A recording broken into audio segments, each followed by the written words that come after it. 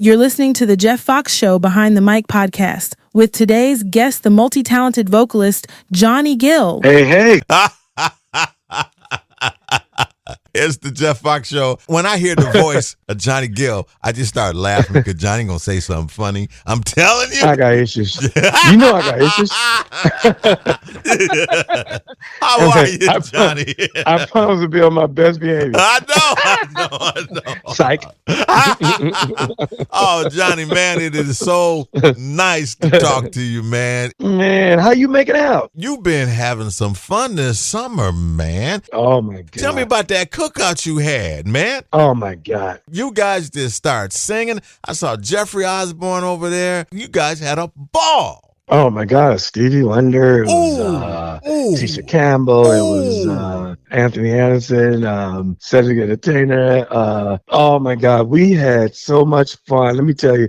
It was funny because it was kind of like a last minute thing. Like maybe 2-3 days. I was just like, yeah, let's just do something. And so it wasn't really just, these are normal, like I have, the craziest thing is I have these gatherings all the time here at my house. Do you? Yes. It's just, whether it was New Year's, even sometimes no particular reason. My place always end up being the meeting spot where we just all just Tiffany had. It's like everybody, and we just everybody we just have fun. The thing is, there's an energy here that's in my place where everyone comes and they let their hair down, and it's never a pretentious thing where everyone comes and people are coming over because it's about posing and sticking their chest out about who they are. Everybody just comes, and if you want to see everybody in their natural habitat, just having fun and not caring, this is probably where you need to come. Because we have a freaking blast. Oh, yes, we man. just do. Now, you weren't on the grill, too, were you? Oh, no, God. You now, listen, I wasn't trying to kill anybody. Because I said, now that they look like their barbecue was going, songs are flowing, everybody got a drink in their hand. It just looked like an old-fashioned cookout. Oh, absolutely. And I kept saying, what is it that resonated with everyone? And then I realized, talking to different people, they were like, yes, it's just having pure fun. There was nothing weird, strange going on. No. And it was like so much madness that's going on in the world that it's just watching people look literally just like organically really having fun. You get reminded of what family, loved ones, and friends and having a good time is about. Because it's so much madness that's going on. And I go, oh, wow. I was sitting at home 2 days later and I'm watching it. A clip comes up on the news while I'm sitting here watching the news. And I'm just going. Your cookout came on the news? Yeah. I was like, okay. And I'm like, all right. Because it went viral. Everybody saw it. Oh, yeah. And it was just talking about the fact that this was the place to be, and this is how you kick off the summer and have, and I was just like, wow, everyone was just having a good time. Now, everybody going to look for that every summer. Everybody, the famous Johnny Gill cookout, man. Yeah, that's all I've been getting calls going, when is the next one? Can I be at the next one? Please don't forget me. Please don't forget me. I was just like, okay.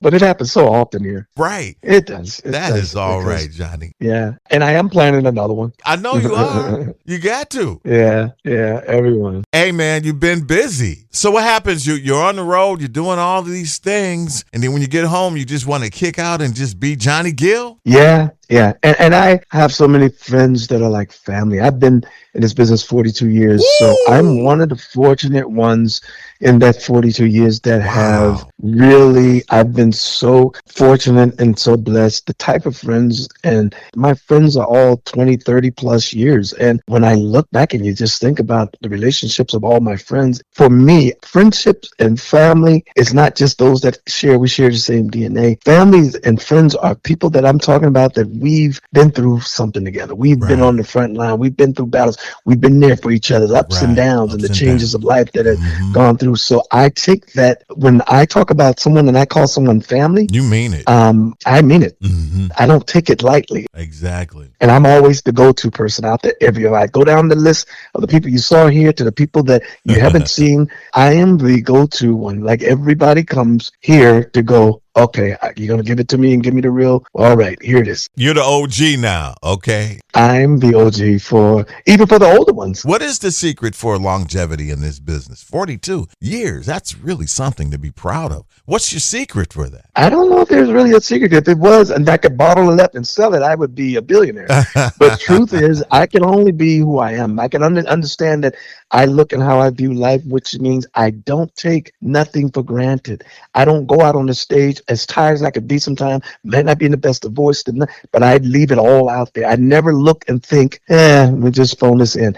I'm always, and I'm realized in 42 years of doing this, I'm like, listen, this is a blessing, and God gave me this, and the same way he gave it to me, I want to give it back to show him my appreciation by never taking these things for granted. Mm-hmm. And I've been doing this, like I said, for 42 years. Every time I walk on, I come off a stage, I go, God, thank you. Yep, thank you. You sure do. Yeah. And I do it still to this day.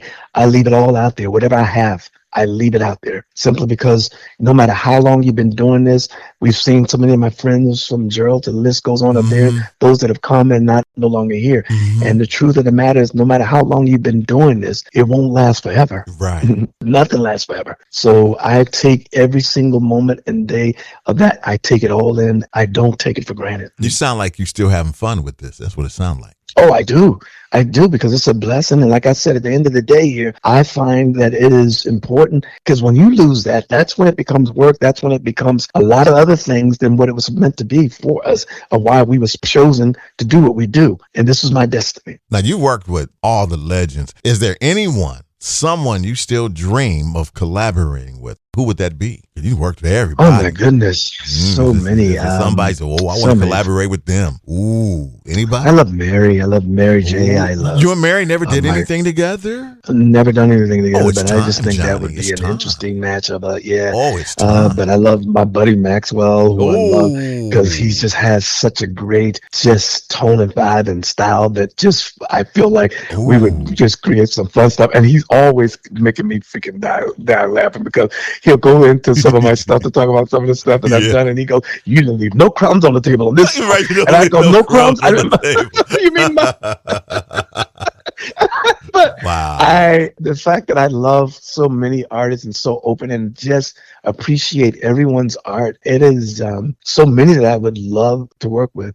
I get and understand that truthfully at this point, being an OG, that necessarily doesn't mean we get celebrated. It's just that because a lot of times the new generation of artists, they don't really sometimes look and have that level of respect for us, where they find it to be that open with and easy with wanting to collaborate. But they will tell you how much they love what you've done and the impact you've had on their lives. But it only takes the smart ones, the young ones, the caring ones that will say, I want to be connected and know that I've had been able to have an opportunity to work with you because of what you've done and the impact and contribution that you made. They will grow from that. Yeah. Well, the smart ones recognize exactly. That. I mean, you've always known that. Oh yeah. You know the shoulders that you're standing on. Whose shoulders are you standing on? Absolutely. I say, Johnny Gill, you're standing on the shoulders of who? Stevie Wonder, Smokey Robinson, the Jeffrey Osbornes, the Luther Vandross, the Teddy Pendergrasses, the Patti LaBelle's, the Aretha Franklin's, all of those that have come before me, the Temptations and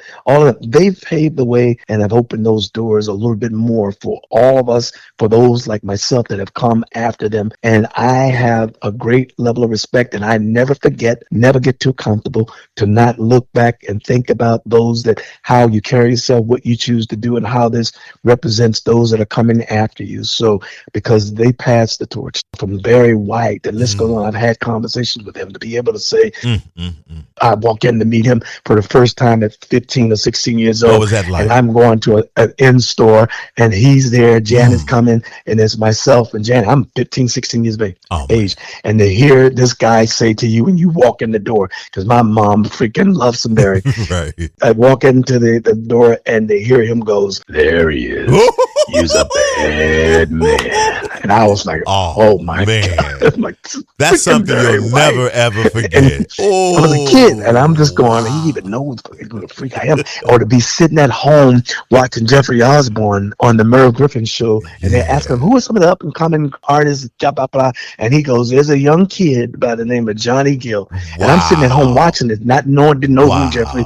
I knew who Jeffrey was, but didn't know him at the time. Exactly. And you're sitting there, it's like it's a freak out thing. Like the days I'm going, whoa, like he knows who I am. Unbelievable. Yeah, so we've had so many great moments of that's a things in our moment right life there. Wow. You know, I'm so grateful for these moments that I've had that has been very impactful. You know, and now Jeffrey at your cookout singing. Oh, that's my, let me tell you, I've been knowing Jeffrey since I was 16, 17 years of age. So are you kidding me? That's family. That's family. And that's, without a doubt, without a doubt. And my choices and decisions and the things that I do and that I've made, I make them because of my family. But even those that are my extended family, everything that I do, I'm conscious. I try to be conscious and aware of my choices and decisions, how it makes them proud and how it affects them to be, because I'm always constantly wanting to do things that makes them proud, you know? Unbelievable, man. Now, how do you balance being a part of the group dynamic with standing out still as a solo performer? How do you make that balance? Easy. I've learned, and my attitude many years ago was recognizing and understanding that part of this being in this business is not to be typecast, to not allow yourself to be one-dimensional, to not allow yourself to be pigeonholed. And that comes from not being afraid to want to try things, to not being afraid to failure. Understanding that that's not, nothing beats a failure but a try. Right. Being open, being honest, and being able to constantly create and be able to say, I want to try different genre of music, or I want to do something different working with different people in projects, and having the opportunity to do that is like learning how to work and play with a basketball team. Exactly. On a basketball team, it takes balance. Everyone has to play their role. That's right. There's a point guard, there's a forward, there's all of these, there's a center, there's everyone, and you have to learn that. What is my role? What do you need me to do? And when you learn how to work with other people, it's fun. It's fun. Yeah. And it changes up the thing, but it also teaches you and gives you great balance, because I know what I do as an individual, as a solo artist, and that doesn't take a rocket scientist, but to be able to find balance to work with others is just as important. And it's rewarding too, isn't it? Oh, absolutely. Absolutely. When you guys are all standing up there together and you getting all that love and all those folks been with you through the years like that, how does that feel? Priceless. It's priceless. I say this all the time, and I say it again, and I continue to remind people, even my own group and the people that we have around us, as great as all of this has been, as wonderful as it's been, the journey has been, there's so much more to do. But let's be clear and be reminded that there will come a day. I remember, and I laugh a lot of times, me and Eddie always talk about the fact that I wish I could have been there the day that James Brown, when he used to do the splits, that the day that he was like, oh Lord, I can't do this no more. Like, just so, because he was a dancing machine, but there came a time when he had to start going, oh no, I'm just gonna have to kind of fake it, or maybe halfway I'll just do one day you just realize you won't be able to. It's that's just the reality of life. So if you keep that in mind, for me, it teaches me and continues to keep me focused and appreciative of the time that I'm in right now, and the moment that you're in, to being able to do this. This is a blessing, and I don't take it for granted, because like I said, I don't live in fear. You just live being conscious and recognizing that this is a blessing, and you better take it all in. Take it all in. Can you imagine a few years back when you came to New York and you did the Harlem Week performance? My band, I'm a bass player, we backed you up. Yeah, I remember. Do you know how I feel right now? Yeah, and that was fun. I remember. Wow. My head is in the air. I feel tall. Because I bring that up all the time. Yeah. Last week at Applebee's. Wow. Y'all remember that time my band backed up Johnny Gill? They were like, Daddy, I didn't heard the story 50 times. You gonna hear it again? You gonna hear it again. That's what I mean. You never know who you touch along the way while you're doing your thing. It changes people's lives, you know? It does. Man, that was one of those highlight moments for me, man. Yeah. You know what? It's not until you're on stage with the Johnny Gill that you actually see the energy that guy puts out. Try to stay up with Johnny. Try to stay with him if you can. Try to stay with Johnny if you can.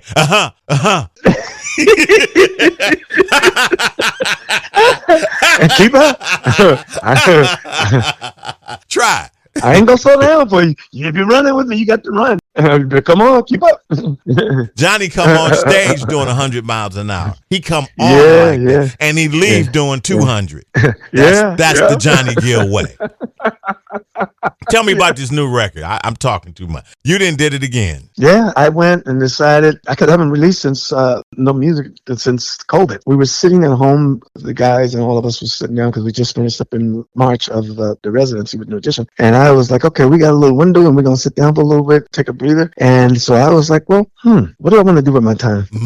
And it didn't take much to go, how about get back in the lab and get some new music and figure out where you want to go and how you want to continue as a solo artist as well. And times has changed, the industry has changed, things have changed. And at one point it puts you in a place in the mindset to sometimes think about, do I really want to try to figure this out with this, where things are right now? And that's what happens as you get older. Sometimes you start thinking, oh man, I don't know if we have the business has changed so much that you start to feel a level of uncertainty and not fear, but just like, I don't know how this is going to work. And then I thought to myself, with all of the moving pieces and the way things have changed and social medias and all the streaming and all that stuff, I said, this has honestly nothing to do with my gift and my talent. God kept me through all these decades and all these years to keep doing what I'm doing and doing it still at a high level. It should be with open arms and with gratitude to embrace wherever that is, to continue to figure out how to get my gift out there to everybody to listen and enjoy, for those that have been following me and for those that are just being turned on to and just discovering who I am. So, wow. So you got another big song out, man. I'm excited about it. I know you are. And once again, tell the folks the name of the song. The song is called One Night, and I just did what I believe is important for me to do, and that is to not compromise who I am as an artist. And I just made what I call great music. I didn't try to go chasing the trends. I didn't try to go trying to sound like I'm being OG. I just came in a place of recording. Here's where I am today. Here's what I want to say today. Right. And this is what I want to do right now, creatively and artistically. And here it is. And so I left out of that studio going, I love it. And when you get your own close friends that will tell you how much they enjoy it and love it, and from the Sam Jacksons to Janet Jacksons, and it's like everybody's going, oh yeah, and Eddie and everybody again, Johnny, those fire emojis. They go, hey man, I'm like, oh, okay, we on to something here. Nice, Johnny. Yeah. So. I'm excited about everything you're doing. Let's do the Johnny Gill rapid fire. You ready? Yep, let's go. First thing you do when you walk on stage. I look at the clock and go, how much time I have? Because, I could go for a long time. If I'm on with somebody, I'm like, okay, you got to make sure you keep a conscious, be aware. Other than that, I'm like, I'm going in. Okay. Favorite song to perform, yours or somebody else's? Oh, my goodness. Wow.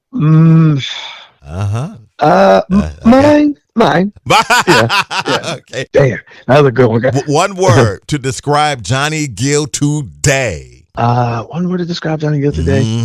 To me, still ferocious. Ferocious. In a good way. In a good way. I love it. In a good way. What's your go-to comfort food on the road?